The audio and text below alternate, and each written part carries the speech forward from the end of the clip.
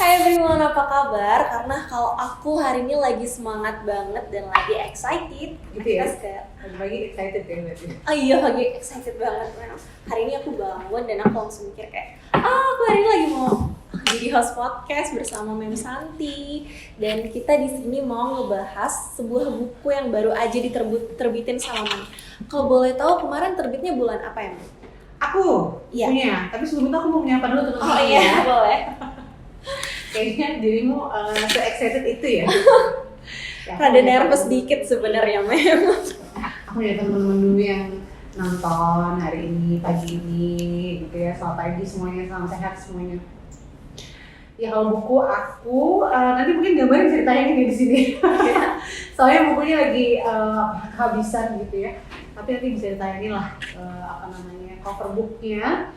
Dan hari ini sebenarnya aku mau ngobrol-ngobrol tentang isinya sih sebenarnya. Iya. Bukunya itu sebenarnya udah terbitnya tahun lalu, 2022 akhir, around Desember lah gitu ya. Tapi masih hits sampai sekarang, masih oke, bisa dibaca karena baru tahun kemarin kan gitu. Tentang public speaking. Aku udah sempat baca bukunya juga. Udah sempat, terima kasih ya. Jadi kan kalau kita baca bukunya nih ya Mem, itu fokusnya tuh di public speaking. Ya. Dan sebagai public speaker yang berwawasan luas dan juga dan berpengalaman, aku penasaran banget pendapat Mem dan apa sih pengertian dari public speaking itu sendiri dari sudut pandang Mem sebagai seorang public speaker dan juga penulis. Sebenarnya sih dirimu juga pasti udah paham ya, karena dirimu juga public speaker ya. Host podcast biasanya dia udah bagus public speakingnya.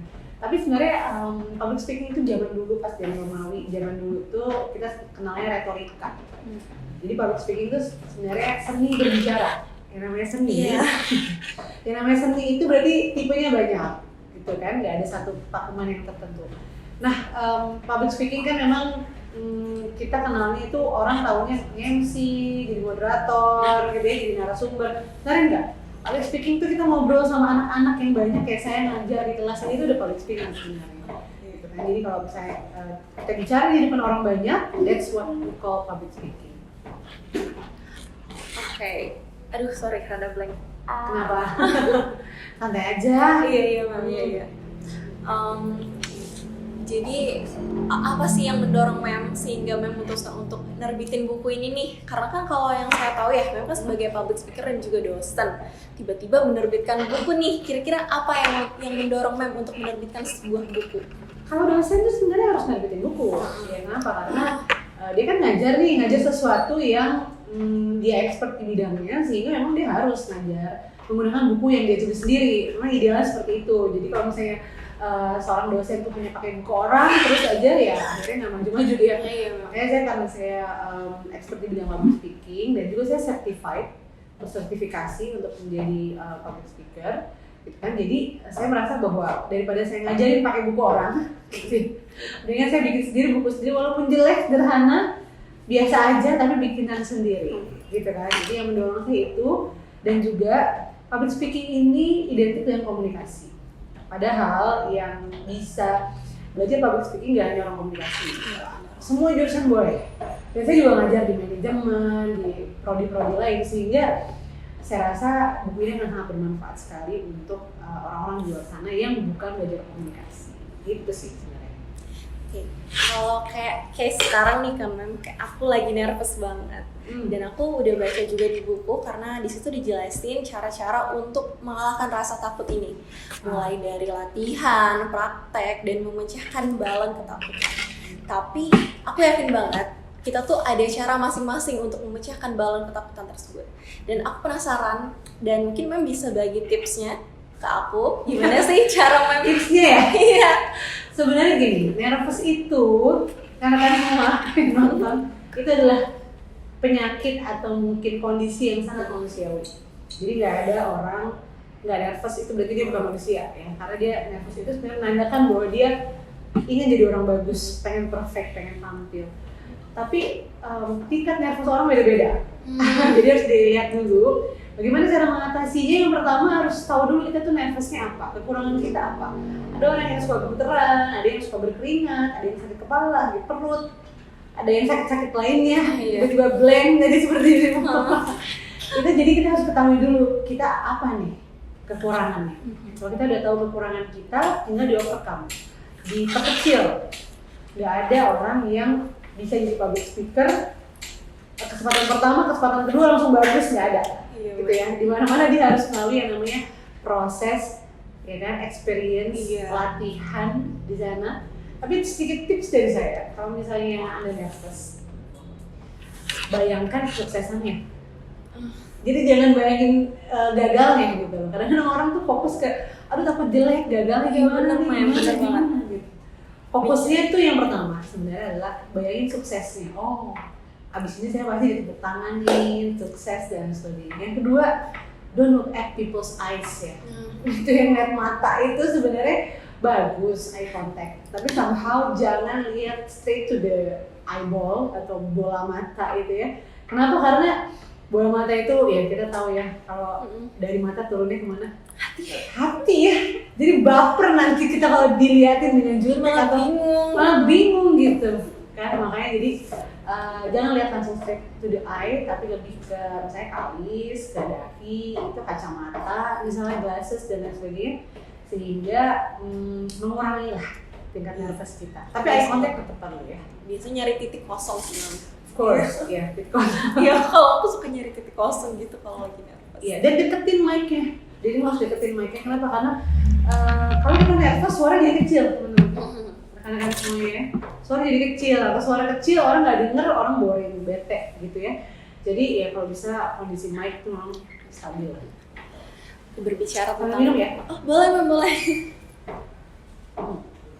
Kalau nervous itu berhubungan dengan yang namanya self confidence, Ya, kepercayaan diri.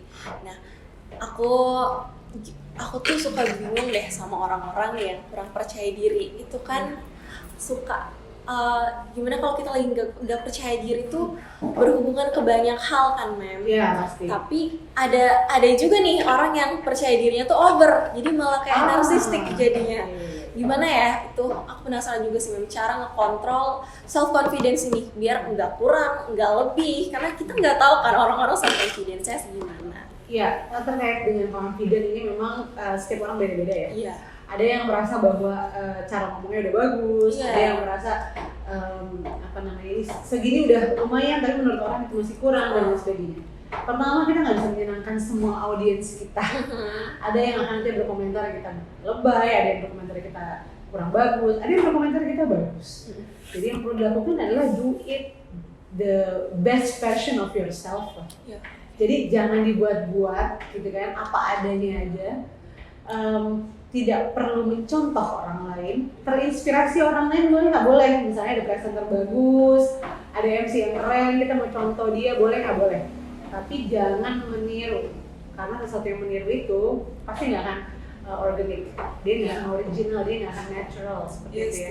Jadi bring out your best of you aja, gitu kan ya. Dan pikirkan selalu bahwa kita nggak bisa nyenengin semua orang.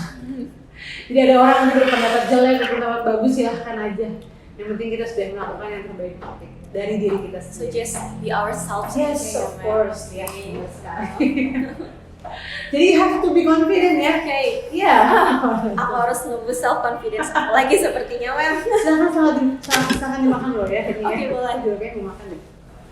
Oke nggak nih kayak? Terus gimana? Oke. Ngomong-ngomong tempatnya bagus. Di mana suka? Di Kyo Hall, Mem. Jadi Kyo Hall, aku oke. lagi ada di Kyo Hall. Tempatnya enak gitu ya buat nongkrong pagi-pagi, sore-sore ya. Aku suka nge-vibes dari tempat ini sih, Mem. Oh, I see. So, Sorry. ya, jadi memang kalau tentang terkait dengan confident, kita nggak bisa ukur tingkat kepercayaan diri kita sudah sampai mana, nggak bisa. Nanti dia akan keluar dengan sendirinya, seperti itu. Oke, Mem. Selain public speaking, kalau kita ngomongin public speaking, pasti ini berhubungan sama MC atau Ya. Master of Ceremony. Dan aku yakin nih teman-teman yang nonton juga pasti banyak nih, Mem. Oh ya. MC, maksud aku yang berkecimpung di dunia public speaking. Nah, kalau kita nge-MC tuh kan, Mem, kita tuh nggak tahu nih audiensnya bakal siapa aja yang nonton. Apalagi kalau misalnya itu acara terbuka untuk umum, mulai dari remaja, dewasa, mungkin lansia juga ada yang nonton. Ya. Itu gimana, Mem? cara kita agar komunikasi kita itu bisa berbaur ke mereka semua. Jadi in general gitu ya. iya. Jadi first kalau misalnya kita mau in the stage mau menjadi host atau menjadi apapun public speaker dalam suatu event, yang pertama harus di prepare adalah you have to know your audience first. Harus tahu audiensnya. Jadi jangan sampai kita salah sapa. Misalnya semua orang Muslim, terus kita sapanya Om Swastiastu, Nama Budaya, Salam Kebajikan. Assalamualaikumnya lupa, karena kita lewat. Kalau misalnya dilihat memang ini sudah pasti memang acaranya semuanya satu agama, gitu kan. Sapa aja dengan satu sapaan. Misalnya dia Muslim, dia Assalamualaikum saja. Tidak perlu pakai selengkap-lengkap. Tapi kalau misalnya ternyata kita melihat ini kayaknya beragam, gitu ya, ada yang dari Muslim, non-Muslim dan lain sebagainya, ya sebut saja salam nasionalnya, gitu kan. Assalamualaikum warahmatullahi wabarakatuh, Swastiastu, Namo Buddhaya, salam kebajikan, gitu ya. Shalom juga boleh. Jadi ya, boleh dilengkapin seperti itu. Tapi kalau lupa dan kayaknya nggak percaya diri, takutnya ini kayaknya bakalan belibet nih, jangan sebut. Karena kalau salah, mereka akan tersinggung. Jadi sebut saja selamat pagi, selamat siang, selamat sore, kan? Atau halo apa kabar, gitu. Sehingga dia lebih more general, anak-anak, dewasa, remaja semua dapat, kayak gitu. Oke. Selanjutnya aku pengen ngomongin tentang westernisasi. Karena westernisasi pasti pengaruhnya tuh ada ya memang ke komunikasi. Jadi kayak contohnya aja bahasa sehari-hari kita. Kalau kita bicara tentang generasi terdahulu, itu pasti bahasa mereka lebih baku daripada kita, anak-anak zaman sekarang yang dikit-dikit buka sosmed dan kita and honestly I love being bilingual memang, aku suka. Tapi ya emang budaya westernisasi masuk ke Indonesia itu terasa begitu cepat dan mempengaruhi. Kira-kira menurut Mem, seberapa berpengaruh sih budaya westernisasi ini terhadap komunikasi, Mem? Sebenarnya kita nggak bisa sebut westernisasi ya. Iya. Kalau berkomunikasi tidak ada istilah westernisasi karena memang kita have to be able to speak in many language. Nggak hanya dalam bahasa Indonesia saja, bahasa lokal, bahasa daerah gitu. Kita benar-benar harus bisa menguasai banyak hal. So sebenarnya pengaruh sosmed dan lain sebagainya itu sebagai budaya populer yang masuk ke Indonesia, kita wajib untuk beradaptasi dengan hal tersebut, gitu ya, tanpa melupakan jati diri kita sebagai orang Indonesia, ya bahasanya, yang paling penting adalah etikanya sebenarnya. Kalau bahasanya sih, saya rasa masih bisa digunakan gitu oleh anak muda zaman sekarang, but somehow the ethics ya, etikanya untuk melihat bahwa ini ada perkembangan baru, nggak hanya Western ya, sekarang Korean ya, Asian, Asian also ya, Japanese, lalu Korean itu kan sebenarnya juga influence kita. Iya, menginfluence kita sekali. Jadi apalagi dari sisi komunikasi yang perlu dijaga sebenarnya adalah the ethics-nya, ya kan, sama the local culture-nya, budaya lokalnya. Jangan lupa bahwa kita adalah orang Indonesia yang santun, yang ramah, gitu kan ya. Jadi Western masuk, silakan, go ahead. Korean masuk, go ahead, nggak apa-apa. Tapi we still Indonesian and very proud of it. Kayak gitu sih. Ini last but not least. Last but not least, oke. Apa sih harapan dari Mem Santi untuk teman-teman komunikasi ataupun yang non komunikasi yang lagi nyaksiin kita sekarang? Harapan Mem untuk mereka yang lagi ngerintis karir atau menempuh pendidikan di bidang komunikasi dan public speaking. Congratulations for all communication student because you are choose the best the best way lah kalau saya bilang ya, communication ya. Karena gini, komunikasi itu adalah urat nadinya kehidupan. So sejak lahir dalam perut udah harus berkomunikasi, bener nggak? Dan every day in our life itu kita communicate sama siapa? Sama Tuhan, ya kan? Sama diri sendiri, sama lingkungan, sama alam dan lain sebagainya. Kita berkomunikasi terus. Jadi komunikasi itu seperti nafas, urat nadi. Dan I congratulate all the communication student yang sudah pilih jurusan komunikasi. Very nice, very good, and very good choice sebenarnya. Kenapa? Karena nggak ada masalah yang nggak bisa selesai dengan komunikasi. Ya, banyak masalah karena komunikasi, tapi jalan keluarnya apa ya dari komunikasi lagi. Ya kan? Satu yang sebenarnya saya tekankan untuk mahasiswa komunikasi dimanapun teman-teman berada, gitu ya. Yang pertama yang harus dijaga adalah etika. Kan? Once you talk, ya satu kita berbicara, kita harus benar-benar pegang namanya etika. Nggak boleh menyinggung, sara dan lain sebagainya. Tentang gaya komunikasi, mau bilingual, mau lokal, mau international, mau bagaimana, itu adalah your choice. But somehow we are as a Indonesian people tetap jaga nilai-nilai budaya, nilai-nilai etika, norma dalam berkomunikasi.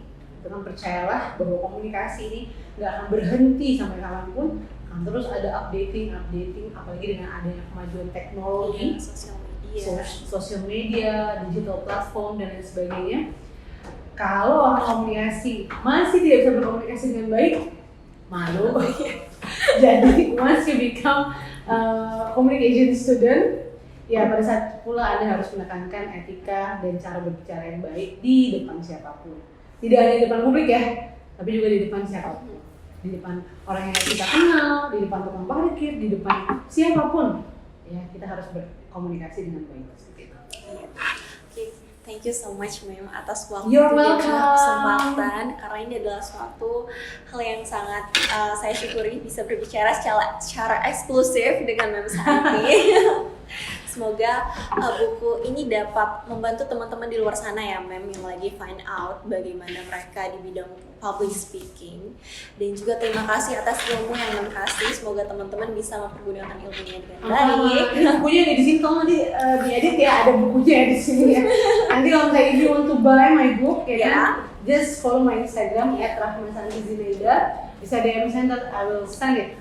Pasti nanti banyak memang tertarik untuk beli buku ini karena Thank you. dari pembicaraan tadi teman-teman pasti sadar kalau pentingnya public speaking dan berbicara itu adalah seni. Saya suka banget sama kata-kata itu. Yes, it's an art. Ya. Ya.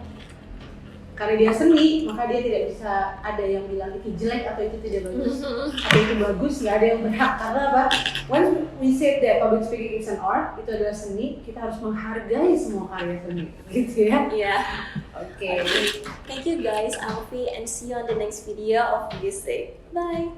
Bye.